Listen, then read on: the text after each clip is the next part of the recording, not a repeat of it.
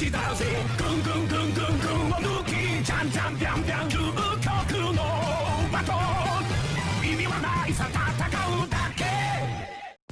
going on, guys? Super Savage 789 here, bringing you guys a video. I'm doing what Minato is in Kirigakure, aka the Hidden Mist Village. Now, in this timeline, we're going to see that Minato merely grows up in the Hidden Mist instead of the Leaf Village. He'd grow up an orphan anyway, so he'd be raising himself in Kirigakure instead of Konohagakure. He'd attend the ninja school and would grow up rather the same as in canon, except his personality would be a lot more hardened. The mist isn't as kind as a leaf, so Minato would be much more prepared to kill an opponent than he was in canon. Minato would also end up meeting and befriending Yagura during this time in the academy. The duo would have similar views about life and would swear to change the Hidden Mist for the better. The duo would be training hard during this time as well. They'd end up both learning water release at a relatively young age due to them being prodigies, as well as due to that being common nature release of the mist. Yagura would go on to learn wind release as he got older as well though. As for Minato, he'd end up learning lightning release and would begin using combination jutsus, creating a pseudo storm release kind of. I could see Minato and Yagura eventually getting trained by members of the 7 Ninja Swordsmen. Yagura would focus on learning the art of Kinjutsu of his own weapon more than he would any of theirs, making his own skills much more powerful. As for Minato, he'd go on to learn how to use every single sword and get a form of mastery over each individual blade, which would impress everyone in the mist. Minato also during this time would learn sealing jutsus. While he doesn't learn his iconic flying Raijin, he does learn a variety of lower level seals, which can still be considered quite useful, and he learns a quite high sealing jutsu, but we'll cover that later in the video. During this time, Minato would befriend a girl named Mei. They would frequently spar together and feel feelings akin to friendship, though there could definitely be something else there. In the Leaf Village, without Minato there, Kushina would be stolen by Cloud Ninja rather successfully. It wouldn't take long for the Leaf Village to realize that the Cloud did this and would demand that they give back the Jinchuriki, which of course the Cloud disagree with. So war would break out between the Cloud and the Leaf.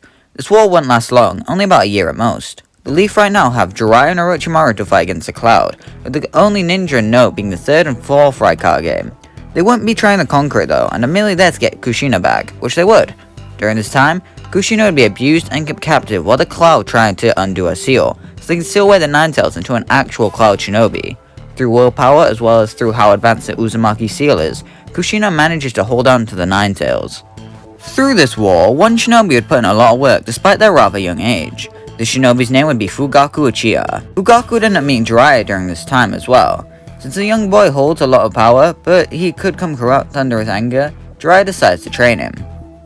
After Kushina gets back to Leaf and the war ultimately ends, the Leaf would be trying to recover the best they can. It'd lead to a weaker village overall though. Kushina and Fugaku would both train hard during this time under Jiraiya while they both grow. Kushina even learns the flying Raijin from her own training. I thought about having Fugaku and Kushina falling in love, but I don't think that works for this story. Maybe for a different what if though, that'd be a cool concept to explore. Let me know down below if you want that. Naturally, the 3rd Shinobi World War would still break out. By this time, Minato would more than likely have a genin team of his own. We'll say that on this team is Zabuza Momochi, Mangetsu Hozuki, and Utakata, which would be a rather deadly team, especially since Utakata is a 6-tailed Jinchuriki. Minato would be on a mission far away from his team, where he feels a weird hot air begin to form. He'd feel uneasy and rushes towards where he feels the heat, finding 8th Gate Might Die, fighting the swordsman. Luckily enough, Minato arrived just in time to save them all from dying, but now he has to fight the red hot weakling. Minato would be able to rather easily outspeed Dai, and would be able to gather the nearby swords, swapping between them rapidly to land different sword attacks onto Dai that would make him rather wounded. Ultimately, he'd perish, his sacrifice being for nothing. As for in the Leaf, Team Fugaku would be formed being Kakashi, Obito, and Rin. Fugaku would be the trio of the Kanabi Bridge mission, but that all goes the same until the very end. Since Fugaku doesn't have the flying Raijin, he can't come in and save his team, meaning that after Kakashi passes out, he and Rin both get killed. Obito would still be saved by Zetsu and brought back to Madara. The initial interaction they have all goes the same, all the way until Obito mentions that he needs to save his friends. Madara would coldly say that his friends had perished not long after the boulder crushed him. Obito is in shock, and kind of angry as he shouts he doesn't believe it. Madara tells the young Uchiha boy that whether he believes it or not is what happened, he has no reason to lie here. He would ask to see their bodies, he can't believe it until he sees it. Madara tells him that he can't move without breaking off his wooden body. He needs to learn to control it before he even wants to think about going anywhere. Guru Zetsu would approach Obito and tells him he'll help him, growing over his body to stabilize it and essentially becoming his body. He takes Obito to where the boulder crushed him, and Obito's worst fears are true. He'd see Kakashi and Rin's dead bodies and would begin to feel anguish and pain. He'd take back his eye he gave to Kakashi, as he awakens both his Mangekyous, swearing vengeance on the world. The war would ultimately end with peace falling over the nations yet again. In the time after the war, Minato had become the 4th Mizukage and would lead the Mist in a much better direction. Minato would also fall in love during this time with Mei, and the duo marry, with Yagura being Minato's best man. Due to Minato being much more busy as Mizukage, he'd ask members of the 7 Ninja Swordsmen to train his students, so Mangetsu, Zabuza, and Utakata all get training from the swordsman. This is so they become much more stronger shinobi, and also because it's a contingency plan in case any of them go rogue or die. Also, since Minato is a Mizukage, the Mist becomes a much nicer place, and doesn't resemble the Bloody Mist at all. The Genin exams would be much more pleasant, as would being a ninja in general, meaning the Mist would keep every shinobi at lost in canon. This means that people like Zabuza and Kisame don't become rogue, and people like Mangetsu and Juzo don't end up dying. Of course, Yagura would still become the Three-Tailed Jinchuriki in the aftermath of the war, where he befriended Sobu. He and Utakata would bond due to becoming Jinchuriki and would train together rather frequently. It'd mean they both would get a better grasp over the power their Biju grant them. Watching them train would give Minato an idea. He'd witness the Biju Dharma and begins to wonder if a jutsu like that could be wielded by a human. So Minato began trying to create the Rasengan, which he does, just like he did in canon. Over in the Leaf, Fugaku would end up becoming the 4th Hokage due to his notoriety in the 2 wars he participated in. Also, there'd be no Kyuubi attack, which means Uchiha aren't frowned upon nearly as much. Fugaku would more than likely fire Danzo as an advisor due to his clear prejudice against the Uchiha clan. When Danzo tries to protest, he's unable to, and so unfortunately, he's kicked out of the council, being replaced by Hiruzen instead. Danzo would merely move underground and focuses fully on the Ryu, though this is definitely a kick in the teeth for the old man. Due to this, the Uchiha would be given more rights, and thusly no Uchiha massacre would need to occur, so the Uchiha actually flourish. Jiraiya would take Itachi under his wing from a young age, meaning Itachi begins to train to become a sage. We'll see the fruits of his training when we see Itachi inevitably fight. Since Itachi never joins the Akatsuki because he has no need to, Orochimaru never gets kicked out. According to the Itachi Midnight novel, Orochimaru was there before Itachi joined, meaning he wasn't just there for Itachi. So Orochimaru would be partnered with Kakazu, and the duo would make quite a deadly pair. Back in the Mist, Yagura would so unfortunately be taken control of by Obito. While he isn't the Mizukage, he does hold a lot of power over Minato and is the Three-Tailed Jinchuriki, so he is quite a useful tool. No one would notice at first, as Obito takes it slow, but he eventually bring in more tyranny in the Mist. Minato would recognize this over a course of a year and ultimately realizes that something is up with his best friend. He would ask Ao to check his chakra with the Byakugan, and he confirmed that something is wrong with his chakra, so Minato decides to confront him. Minato, along with a few shinobi, would approach Yagura and ask who he really is. The puppet laughs, trying to play off what Minato said. Of course, this doesn't work though, as Minato stares at him quite angrily. Faster than the eye could see, Yagura touched the ground to create a wall of coral that blocks a Rasengan from Minato. The shockwave does push everyone back a bit though. As Minato prepares for another attack, Tobi appears in the air using Kamui. He congratulates Minato on his intuition and tells him that if he figured it out early, maybe his friend would have lived. He then slams a hand onto Yagura's seal, making his body begin to spasm wildly. The 3 tails would spew out at Yagura as his body collapses, a lifeless husk. Minato tells the shinobi to hold off the tail beast as he rushes at Tobi. He uses a kunai, which Obito dodges, but it does make him move backwards.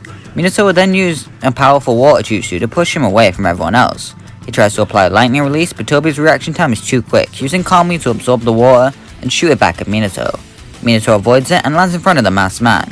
He begins sizing up his opponent and comes to the conclusion that he must be Madara Uchiha. However, here he makes it even more quicker, since he does have both his eyes. Since he is an Uchiha, Minato decides to try and give himself the advantage, using the Hidden Mist jutsu. Tobi would be trying to figure out where Minato is, using sheer intuition due to him not being able to make out Minato's figure through the mist. A couple kunai come flying at him, which Tobi barely dodges. As he's in the air, Tobi would leap out of the range of the mist right as Minato rushes him with a kunai. Tobi phases through him and catches him with his chains, trying to suck him into Kamui. Minato would poof away as a shadow clone, however. From this brief battle, Minato manages to assess that while Tobi can phase through seemingly any attack, he has to be conscious of said attack, so Minato will use that to his advantage. Tobi would use his Kamui to suck away the mist, revealing to him where Minato is finally hiding. Tobi would then use a fire release attack, which Minato counters using water release. Of course, this was a mere trap as Tobi appears behind him. Minato was visibly shocked as Tobi began his Kamui, declaring that he wins. Minato will turn around quicker than Asobu can react and hits him harder with Sengon, making him have to flee just like in canon. Meanwhile, Asobu begins causing carnage in the village. People like Mei begin trying to evacuate people and use their various jutsu to begin trying to hold off attacks.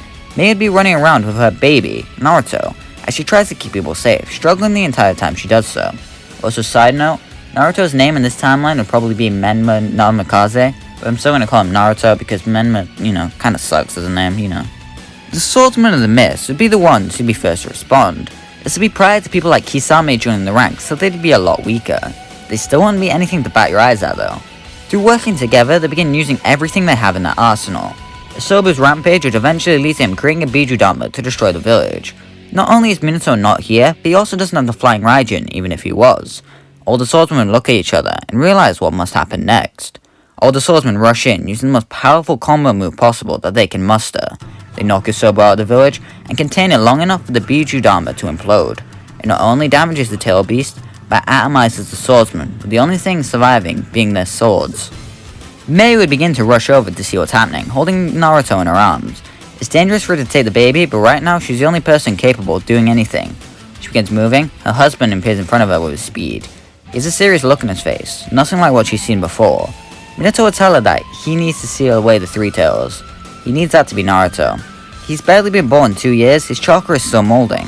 It means the chakra of the Biju can mold without it being dangerous. Mei wants to protest, but knows that he's right, handing her the baby. He kisses her one last time before vanishing. He appears near Asobu and uses the ultimate sealing jutsu, the Reaper Death Seal. While it wasn't in the leaf, it's still more than likely that he could have learned it one way or another, and if you disagree, that's fine, but I don't care. Minato would seal Asobu into Naruto and is able to seal the complete Sanbi into him. He tells Naruto that he'll be the one to master the power of the Three Tails and he'll be the one to defeat Madara. Minato would then collapse and die, his soul having been devoured, leaving his son as a Jinchuriki yet again. And that's when we leave it here. Make sure you like and subscribe and comment down below what's going to happen in the next part. If you like it, make sure you hit that like button as it does support the channel and lets me know you want a part 2. This idea was rather, out there. I had to be rather creative and I like how it turned out. There was some people in the Discord, you know who you are, and you helped me with this idea, so thank you. Yeah. Bye!